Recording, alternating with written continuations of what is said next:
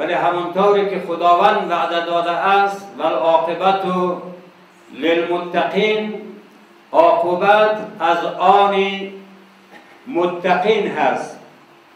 ما همینطوری که شاهد شکست مفتضحانه استکبار جهانی در کشور و منطقه بودیم، انشالله در سطح دنیا هم خواهیم بود و روز را شاهد خواهیم بود که ما دیگر ابرقدرتی به نام استکبار جهانی و صهیونیسم جهانی نخواهیم داشت. هرچند پذیرش این حرف برای آنهایی که گرایش به استکبار و پیروان اینها دارد سخت و سنگین است، ولی واقعیت‌های عینی و واقعیت الهی و سنت پروردگار همین است که می‌فرماید جاء الحق و زهق الباطل ان الباطل کان زهوقا. باطل رفتنی هست، چه ما بخواهیم چه نخواهیم، سنت الهی بر رفتن باطل است. ولی اینی که یک مدت باطل میماند برای این است که مؤمنین و پیروان دین حقیقی و واقعی را خداوند تبارک و تعالی مورد آزمون قرار بدهند. ببیند اینها در صحنه‌های مبارزه و جهاد و مقاومت در برابر ایادی شیطان و شیطان پرستان چگونه موضع میگیرد. گرایش های مادی و دنیایی اینها غالب است یا گرایش های معنوی و دینیشان. مسئله عدالت خیلی مهم است. اگر حکومتی، اگر نظام، اگر جامعه درش عدالت نباشد و عدالت را در عمل تحقق نبخشد، باید بداند چه زود و چه دیر بالاخره زوال پیدا می کند. عدالت شرط قوام یک نظام اسلامی است. این یک.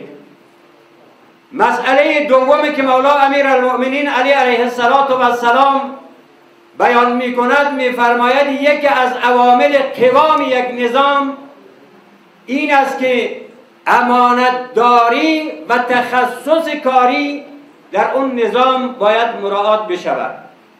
مستدل می شوند به اینه که حضرت یوسف علیه السلام در این آیه شریفه می فرماید اجعلنی علی خزائن الارض انی حفیظ علیم. من را به عنوان فرد مسلط بر این خزائن ارض بالاخره استخدام بکن. بعد اینجا دیگه قرآن کلیات را بیان کرده، جزئیات را بیان نکرده. میفرماید دلیلش مثلا چیز که میفرماید اجعلنی علی خزائن الارض، به خاطر اینی که میفرماید دو تا صفت در وجود من وجود دارد. یک، این حفیظ، من امانتدار هستم. تمام پست هایی که به هر فرد سپاریده می شود، به تعبیر مولا امیرالمؤمنین انه لیس طعمة لک، این طعمه نیست برای تو، بلکه یک امانتی است برای تو.